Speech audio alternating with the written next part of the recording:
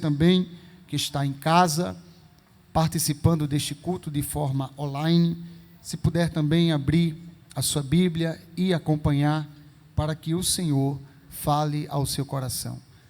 Quero fazer um pedido às irmãs, se puderem, mantenha a sua Bíblia aberta, por favor, no texto que lemos, no Evangelho de Marcos, capítulo 5, e versículo de número 18, que é um texto extremamente conhecido da igreja, e quando olhamos para o Evangelho de Marcos, que cronologicamente falando, é o primeiro evangelho a ser escrito, antes mesmo dos evangelhos de Mateus, Lucas e João, Marcos tem um objetivo de destinar este evangelho para os crentes que viviam na cidade, especialmente romana.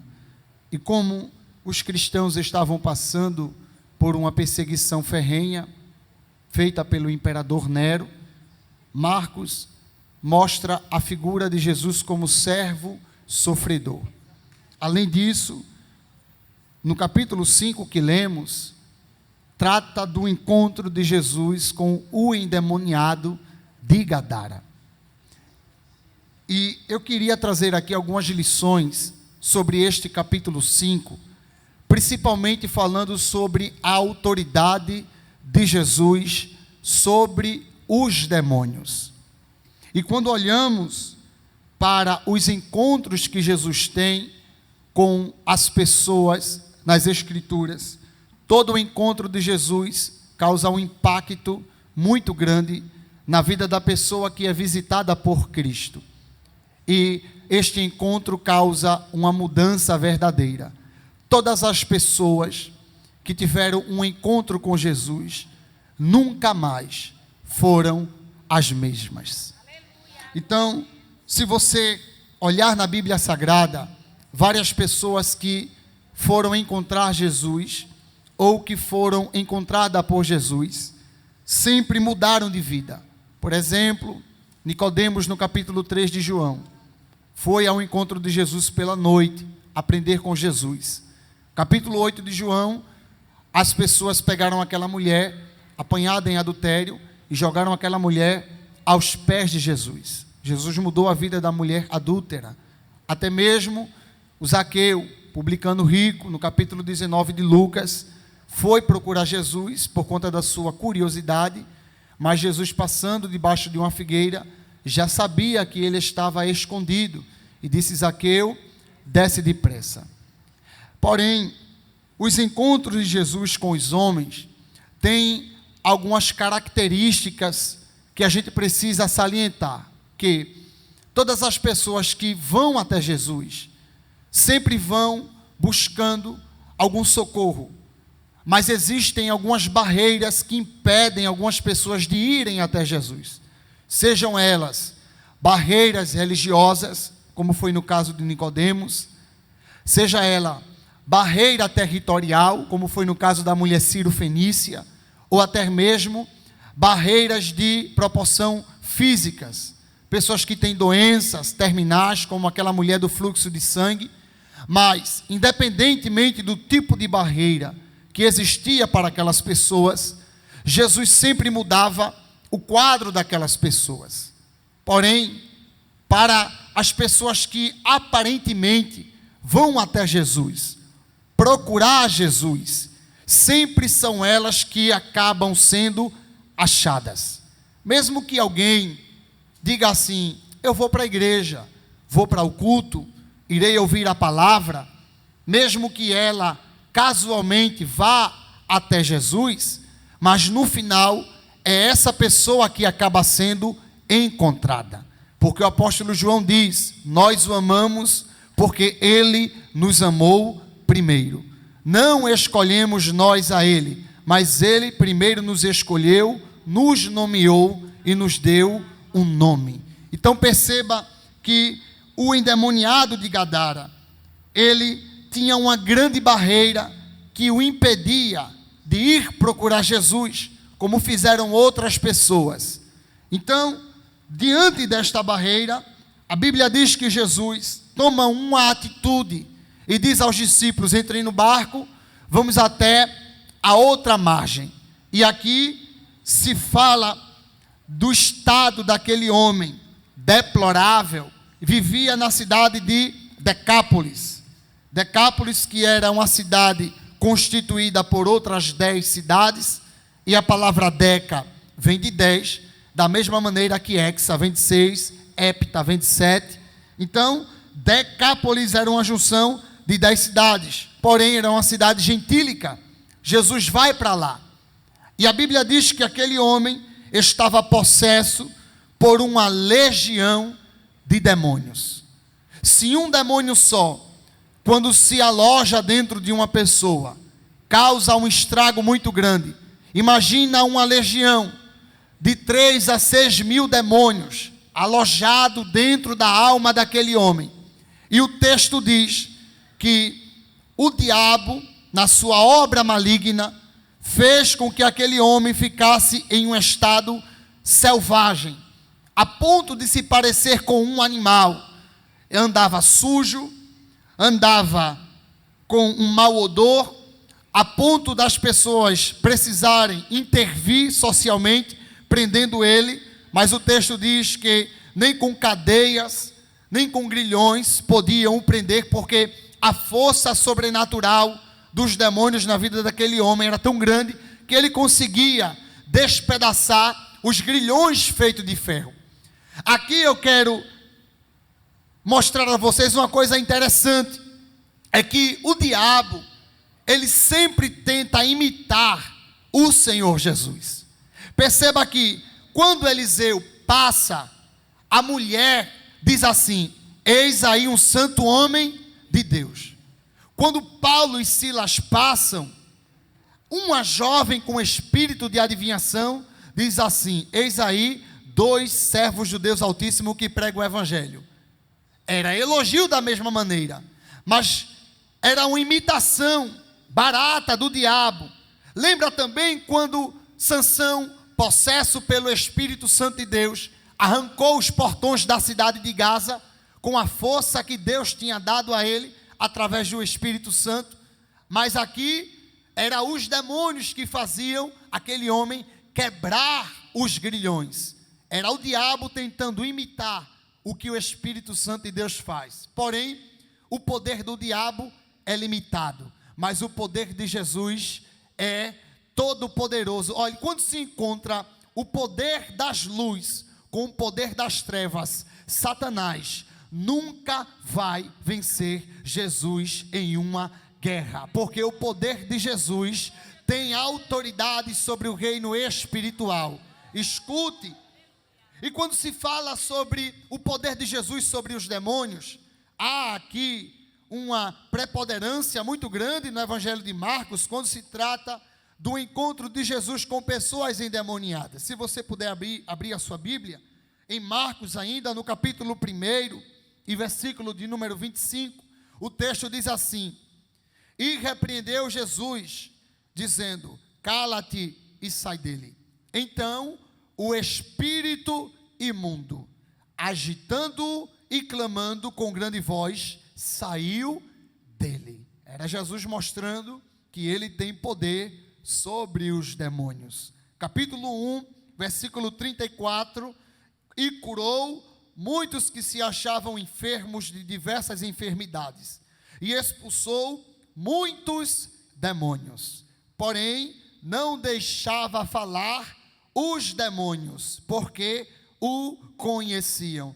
Perceba aqui um detalhe, é que quando Jesus se encontrava com os demônios, Jesus não deixava os demônios fazer nenhum tipo de arruaça, nenhum tipo de teatro, porque hoje em dia as pessoas acham que uma pessoa endemoniada, vemos aí em alguns lugares, as pessoas conversando com os demônios, e a pessoa falando, é como se fosse um teatro. Não, aquilo dali não é demônio não, demônio acaba literalmente com a vida da pessoa. Mas Jesus não perdia tempo conversando com o demônio, ele expulsava logo, porque onde a luz chega, as trevas têm que sair. E Jesus não é uma pessoa de ficar fazendo arrudeio, de ficar enrolando. Aquilo que ele tem que fazer, ele faz logo. Versículo 39, e pregava nas sinagogas deles, por toda a Galileia, e expulsava os demônios. No capítulo 3, versículo 15, para que tivessem poder de curar as enfermidades e expulsar os demônios. Capítulo de número 6, versículo 7. Chamou a si os 12 e começou a enviá-los de 2 a 2, e deu-lhes poder sobre os espíritos imundos. Versículo 13. E expulsavam muitos demônios, e ungiam muitos enfermos com óleo, e os curavam. Capítulo 7, versículo 29. Então lhe disse para a mulher cirofenícia: por essa palavra, vai, o demônio já saiu da tua filha. Aqui é algo interessante, porque a mulher cirofenícia vai atrás de Jesus, clamando, pedindo para que Jesus desse atenção a ela. Os discípulos já tinham dito: Senhor, despede essa mulher que vem gritando atrás de nós. Mas Jesus testa a fé dela, e no final ele diz: pode ir para casa, porque quando você chegar em casa, você vai ver que o demônio já saiu da tua filha. Agora veja que coisa gloriosa: quem ouviu a palavra foi a mãe, mas quem sentiu o efeito em casa foi a filha. Era a mulher ouvindo a palavra aqui, e o resultado da palavra aparecendo na casa dela. Você crê que nesta tarde, através da poderosa palavra de Deus, você está escutando aqui, mas o efeito da palavra vai cair na tua casa, porque a palavra de Deus é viva e eficaz, é penetrante mais do que espada de dois gumes, e penetra até a divisão da alma, do espírito, juntas e medula, e é apta para discernir os pensamentos e as intenções do coração, como dizem em Hebreus 4:12. A mulher ouviu a palavra, mas a filha dela sentiu o efeito. Você pode estar escutando a palavra aqui, e alguém da tua casa pode ser liberto por causa da fé que há no teu coração. Glória a Deus. Ainda no capítulo 9 de Marcos, versículo de número 25, e Jesus, vendo que a multidão concorria, repreendeu o espírito imundo, dizendo-lhe: espírito mudo e surdo, eu te ordeno, sai dele e não entre mais nele. O menino lunático que sofria desde a infância, o pai dele levou ele até Jesus e disse: Senhor, trouxe o meu filho aqui, ele sofre desde a infância, os teus discípulos não puderam expulsar o demônio que habita no meu filho. E Jesus perguntou: ele está assim desde quando? Desde pequeno. O demônio lança ele no fogo, lança ele na água, tentando-o destruir, porque esta é a intenção do demônio quando se aloja em alguém, é destruir. Mas Jesus veio para desfazer as obras do diabo. O diabo prende e Jesus liberta, o diabo suja, Jesus limpa, o diabo escraviza e Jesus dá liberdade, o diabo coloca o homem na lama do pecado, mas Jesus vai lá e tira, como foi com a vida daquele jovem, e disse àquele homem: tu crê que eu posso fazer? Ele disse: ah, Senhor, ajuda a minha incredulidade. Jesus disse: pois bem, eu te ordeno, espírito mudo e surdo, sai dele, porque Jesus tem poder para expulsar o mal de dentro da mente e da alma e do corpo de alguém que sofre represálias do diabo. Aleluia. Capítulo 5.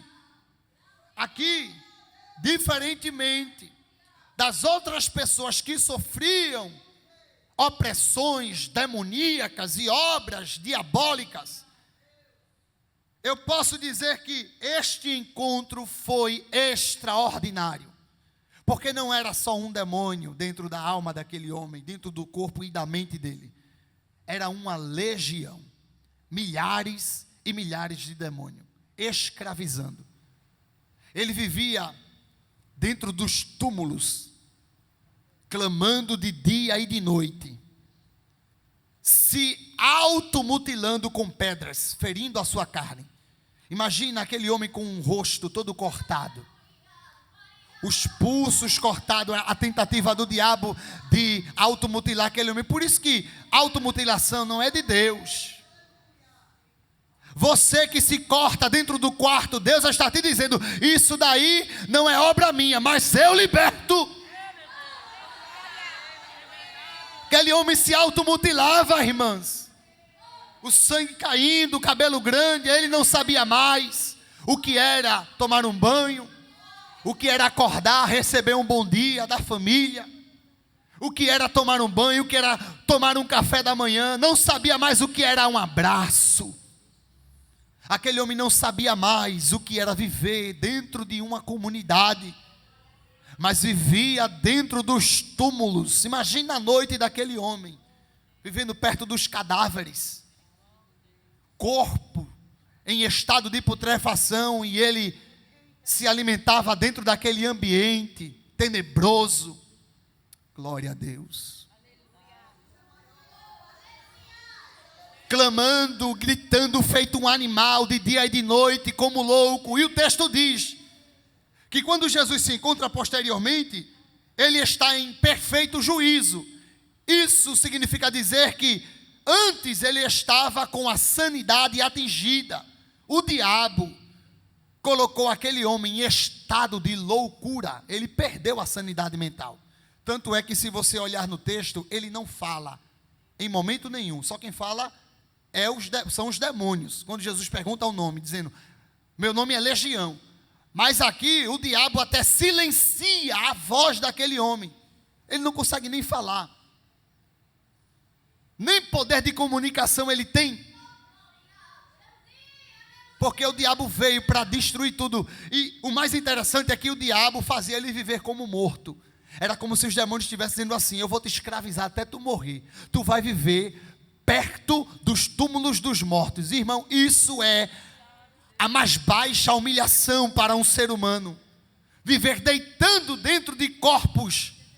E o texto diz que ele vivia na região de Decápolis. E o interessante é que Decápolis é uma região gentílica. E o judeu considerava toda a região gentílica como impura. Lembra quando Pedro vai até na casa de Cornélio? Ele tem uma visão. Ele diz: Senhor, mas eu sou judeu, Cornélio é gentil. Aí Deus diz assim para ele na visão: não chame de impuro aquilo que eu já purifiquei. Era Pedro entendendo que Deus não fazia acepção de pessoas para salvar. Impuro, em primeiro grau, porque vivia dentro de uma cidade gentílica. Segundo, aquele homem vivia no cemitério, que era também região impura, porque para o judeu, quem tocasse em um corpo estava impuro, cerimonialmente falando. E terceiro, havia também um espírito imundo dentro daquele homem. O lugar impuro, cemitério impuro e espírito impuro. Qual era o judeu que iria atrás daquele homem? Qual era o sacerdote que iria atrás dele? Nenhum. Mas, lá em Isaías 6, os serafins dizem assim: Santo, Santo, Santo. Quem é triplamente impuro vai ser encontrado por quem é triplamente santo. Ele tem poder para tirar a impureza em quem vive em região impura, em quem está em região impura e quem vive uma vida impura. Mas ele tem poder para limpar. Tanto é, veja, que no capítulo 4 de Lucas, quando Jesus vai para a cidade de Cafarnaum, que ele se encontra com o endemoniado, sabe o que o demônio diz?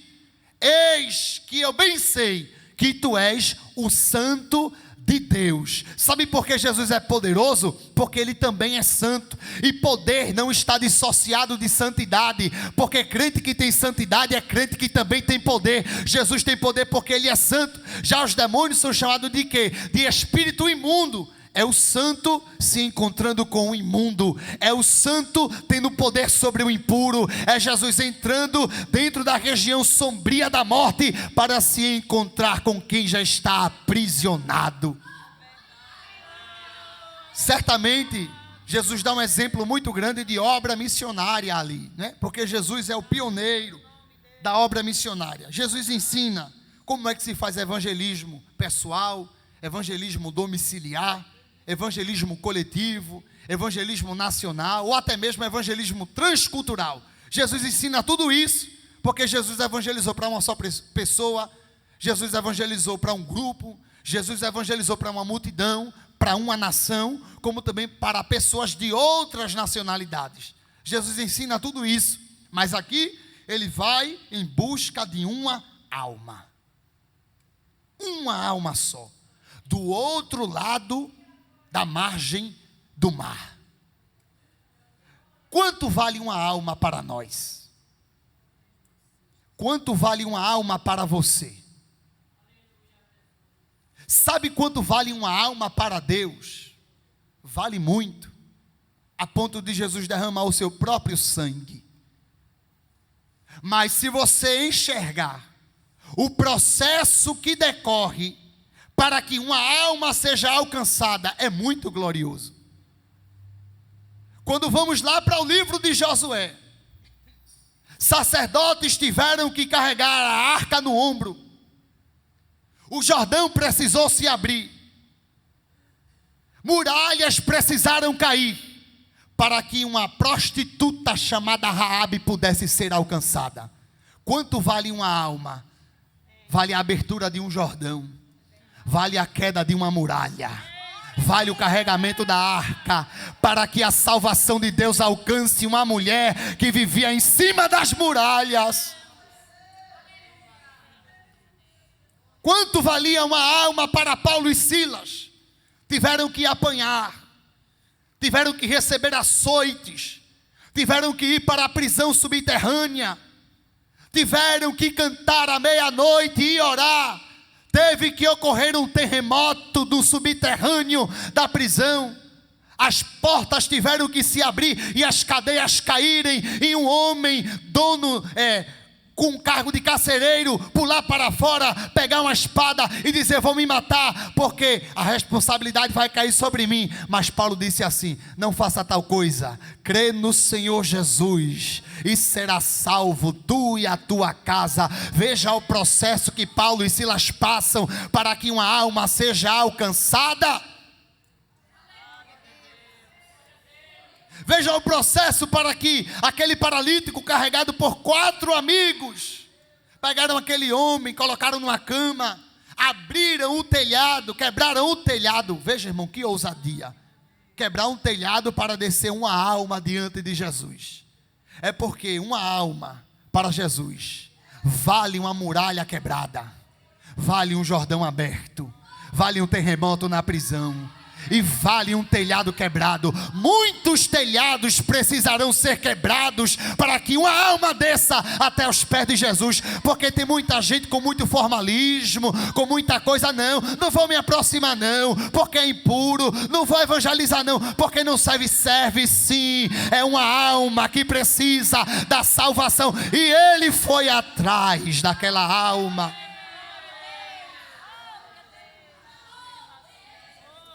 Deus irá chegar em alguém da tua casa. Deus vai chegar na tua situação, porque a tua alma vale para Ele.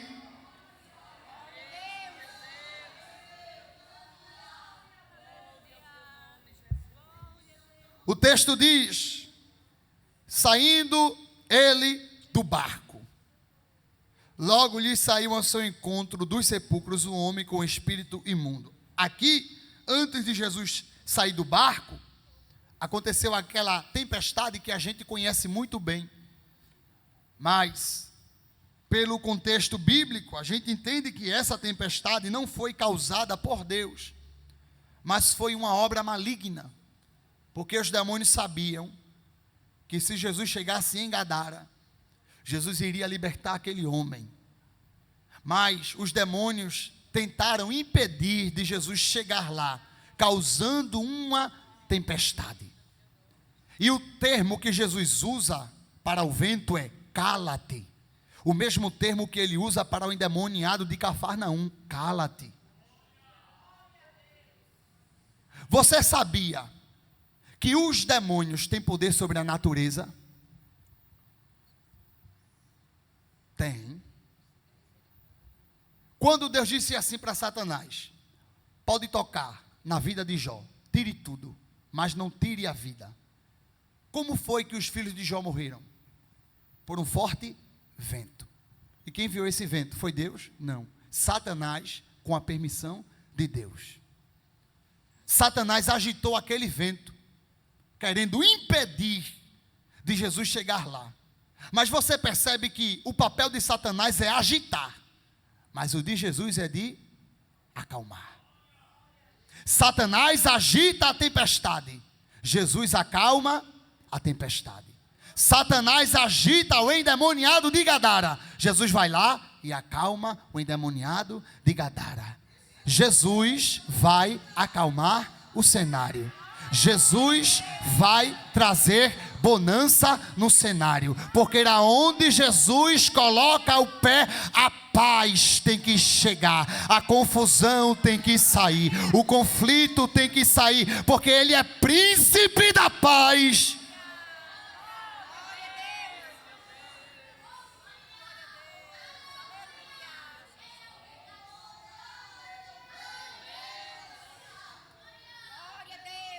Nessa mesma passagem, no capítulo 8 do Evangelho de Mateus, versículo 28, na parte B, diz assim: vindo dos sepulcros, tão ferozes eram, que ninguém podia passar por aquele caminho.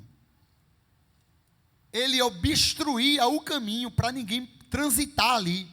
Era os demônios dizendo: aqui é a minha região, é o meu domínio, aqui ninguém vai passar não. Colocavam barricadas espirituais para que ninguém passasse. E literalmente o povo não passava.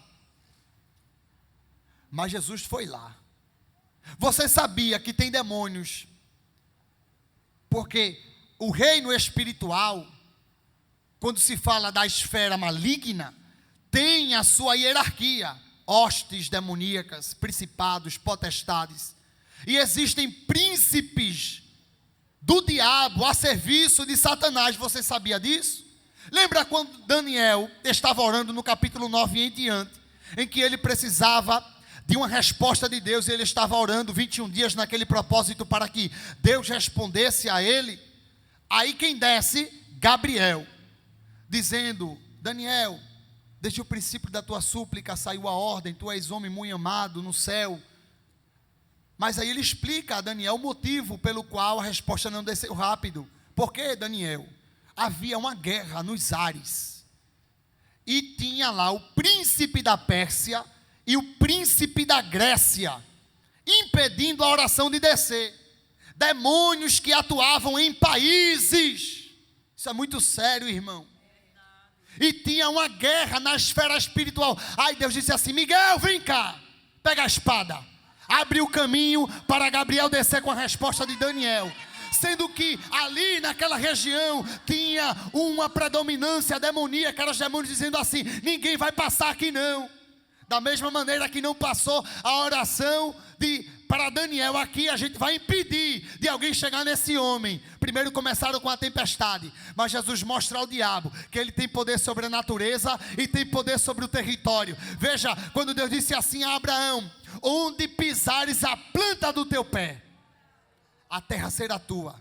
Aí vem Josué, sucessor de Moisés, tempo de guerra. Deus disse assim: Josué, vai em frente, fique com medo não dos inimigos não, que aonde você pisar o pé, a guerra será tua, tu vai ganhar. Agora, imagina Jesus, que é maior do que Abraão e que Josué, onde ele pisa o pé. Qual é o diabo? Quais são os demônios que podem impedir a obra de Jesus ser feita? Quando Jesus pisou na beira da praia. Aleluia. Sabe o que é pisar em um lugar e toda aquela legião sentir a presença do Filho unigênito de Deus chegando? Quando Jesus pisou, eles pensaram assim: chegou quem? O Rei dos reis e Senhor dos senhores, o príncipe da paz. Chegou aquele que é o verbo da vida.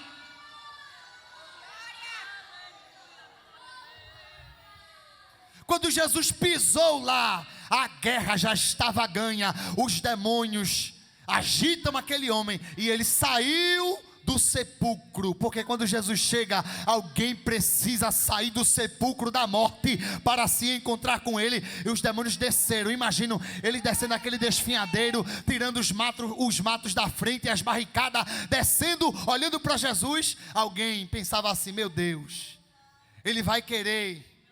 Se ele quebra os grilhões com a própria mão, o que é que ele não pode fazer com um corpo frágil de um homem? Mas quem estava ali não era simplesmente um homem qualquer, mas era, aleluia, era o Filho unigênito de Deus.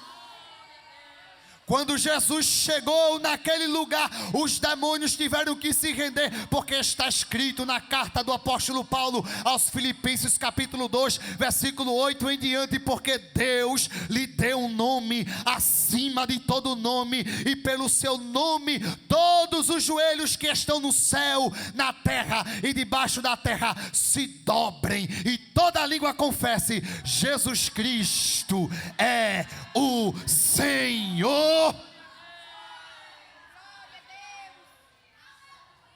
Olha o que os demônios dizem a Jesus. Preste atenção aqui. Vieste nos atormentar. Vieste nos atormentar. Preste atenção aqui. Vieste nos atormentar. Por que o diabo diz isso? Vieste nos atormentar. Porque a presença de Jesus dentro do ambiente causa tormento ao diabo. Quando Jesus chega, o diabo é atormentado. Por isso que quando você pega uma literatura e sai a campo para evangelizar e começa a entrar nos becos, nas vielas, os demônios ficam assim: olha lá, ela carregando o nome santo de Jesus. E quando você chega para evangelizar, o reino espiritual se incomoda, é tormento, porque quão formosos são os pés daquele que anuncia. Quando você entra, você está carregando luz, você está carregando a luz do Santo Espírito de Deus, e aonde você pisa, não tem espaço para o diabo fazer saceiro, se manifestar, não, porque quando Jesus chegou naquele lugar, as trevas teve que bater em retirada. Olha, irmão, Jesus vai chegar em Gadara. Jesus vai se encontrar com pessoas que estão aprisionadas. Jesus vai se encontrar com pessoas que estão com a mentes perturbadas. Satanás atingiu a vida daquele homem, e tem pessoas que se perguntam: será que Satanás, será que os demônios têm poder para cometer pessoas com doenças físicas? Tem. Quando ele disse espírito mudo e surdo, sai, mudo e surdo, ninguém sabia.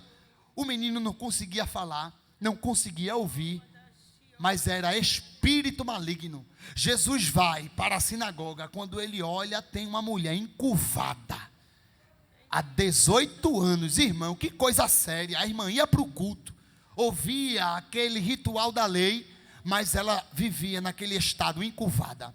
Jesus chama ela para o meio. O texto diz que Jesus diz assim à mulher: tu estás livre desse mal. Você sabia que existem doenças que nem raio-x, ultrassonografia, nada consegue detectar, que são doenças de ordem espiritual, alojadas, escondidas. Mas quando Jesus olhou para aquela mulher, ele disse: eu sei o que está afligindo ela, porque eu tenho olhos como chama de fogo, que vejo tudo. Ninguém estava enxergando a causa daquela doença. Há 18 anos aquela mulher vivia oprimida, olhando para baixo, uma coisa horrível. Mas Jesus diz a ela: tu estás livre desse mal. E a mulher continua encurvada, porque o espírito maligno saiu, mas o costume de ficar encurvada ficou. Mas o texto diz que Jesus colocou a mão na coluna da mulher e começou a endireitá-la. Aleluia. Porque onde Jesus coloca a mão, ele endireita, ele conserta. Jesus estava colocando a mão no mal e expulsando o mal. Jesus irá tocar irá expulsar o mal da vida daqueles que estão aprisionados pelo poder do diabo. Aleluia!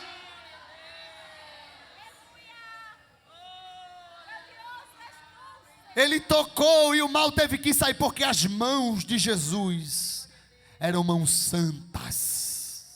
Mão santa tocando em uma doença impura. Mas quando a mão do Eterno toca em alguém, Ele cura, Ele endireita, Ele conserta, Ele organiza, Ele limpa, Ele quebra as correntes, os cadeados do diabo, porque Ele tem poder no céu e na terra. Jesus irá te tocar, irá ter um encontro com você aí, que está em casa. Jesus vai tocar na tua alma.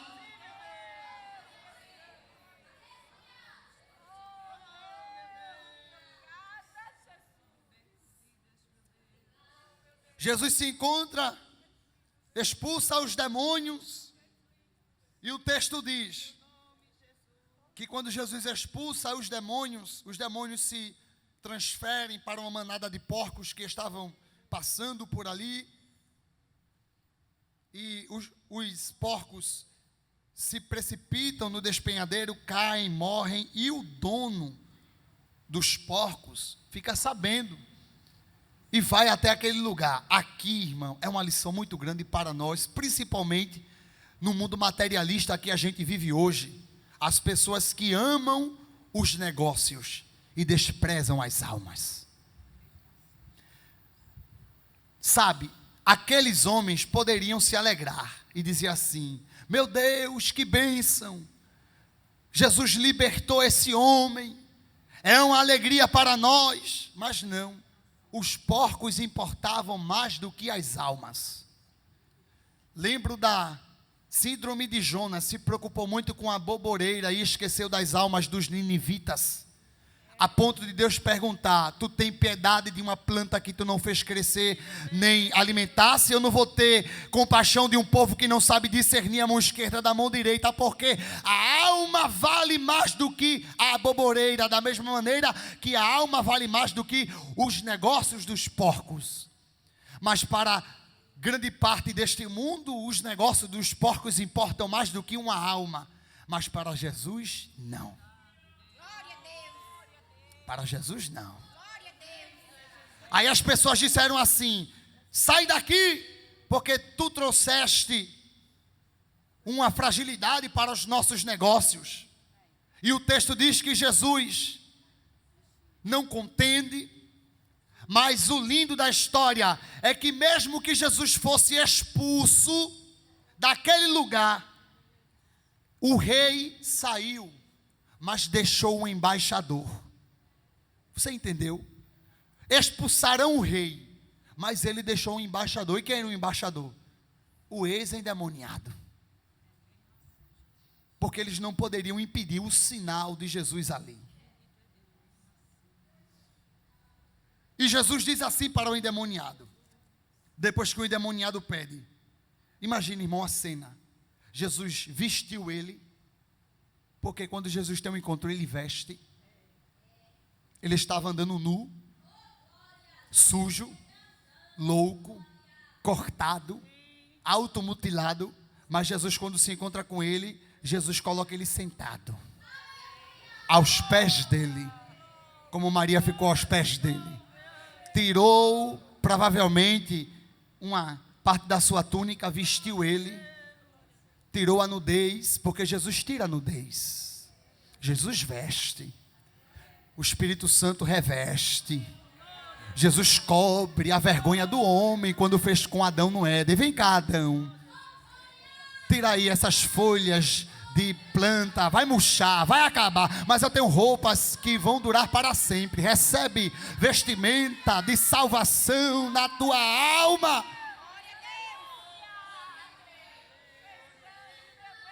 Aí aquele homem diz assim: Senhor, deixa eu ir contigo,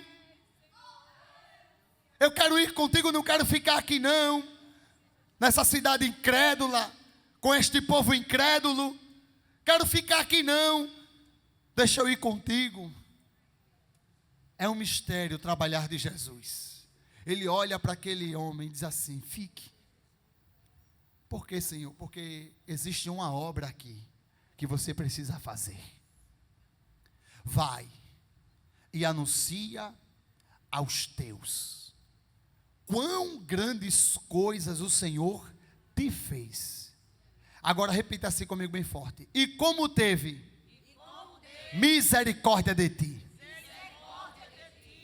Irmãos, Jesus um dia estava passando na beira do caminho. Havia um cego clamando: Jesus, filho de Davi, tem misericórdia de mim. Jesus ouviu, mas enquanto o cego clamava por misericórdia, a multidão dizia: te cala, te cala. E quanto mais pressionavam ele para ele se calar, ele aumentava o tom da sua voz para que Jesus ouvisse o seu clamor. Porém ali Jesus ouviu o homem clamando. Aí eu pergunto a você: quando foi que o gadareno gritou por misericórdia? A quem ele clamou? Os demônios não deixavam nem ele falar. Mas embora não houvesse palavras audíveis daquele homem, mas do outro lado da margem, Jesus escutava uma alma gritando por socorro. Tem gente que não tem força para gritar por socorro, mas a alma está gritando, dizendo: Jesus, me socorre, vem aqui, muda a minha vida, muda a minha história. E Jesus está dizendo nesta tarde: eu irei.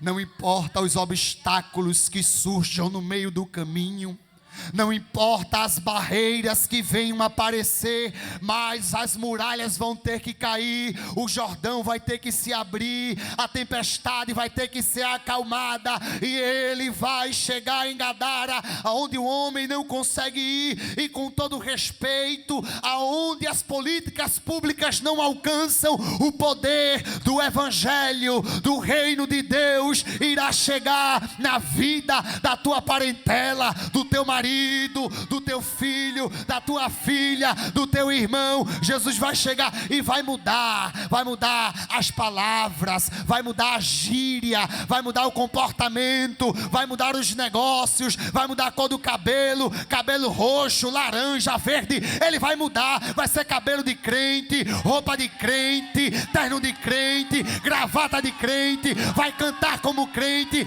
pregar como crente. Jesus vai chegar e vai mudar o tempo e as horas.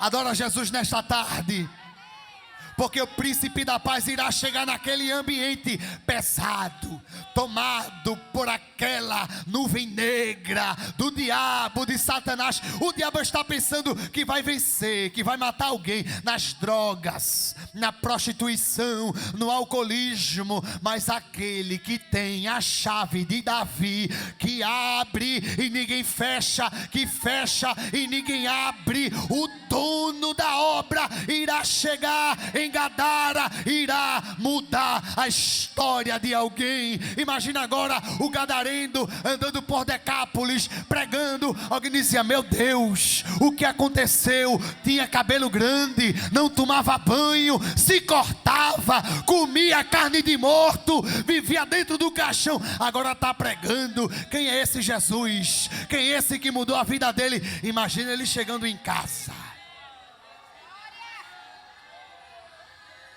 Oh, aleluia, sente a presença de Deus aí. Imagina ele chegando em casa, batendo na porta dele.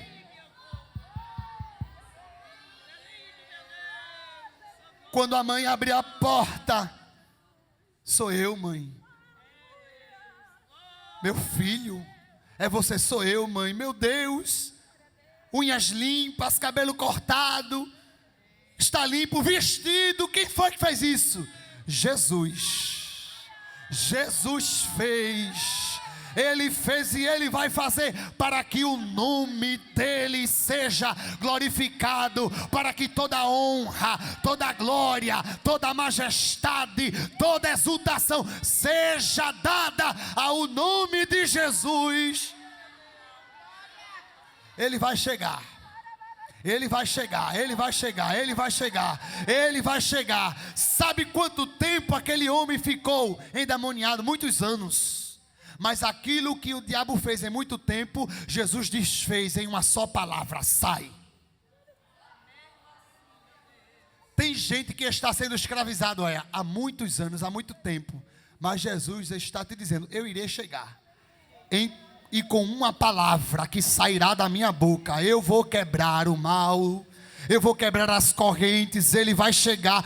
Creia nessa palavra e recebe essa palavra. O Senhor irá libertar, salvar, levantar, limpar, purificar, revigorar, restaurar. Ele vai levantar o homem do pó e das cinzas do pecado. Agora você pode fazer a sua contribuição através do Pix, uma operação rápida, segura e sem custos. Abra o aplicativo do seu banco, clique na opção Pix e em seguida vá na opção Transferência. Depois é só digitar nossa chave Pix, que pode ser o nosso CNPJ 11 120 490 0001 86. Nosso e-mail contribua@eadalp.org.br ou nosso celular 81988832755. Verifique se a contribuição é para a Igreja Evangélica Assembleia de Deus em Abreu Lima, Pernambuco. Confirme a transferência e depois siga o procedimento do seu banco. Anote nossas chaves Pix para não esquecer. CNPJ 11 120 490 0001 86. E-mail contribua@iadalp.org.br. Celular 81988832755. Você está contribuindo para o crescimento da obra de Deus.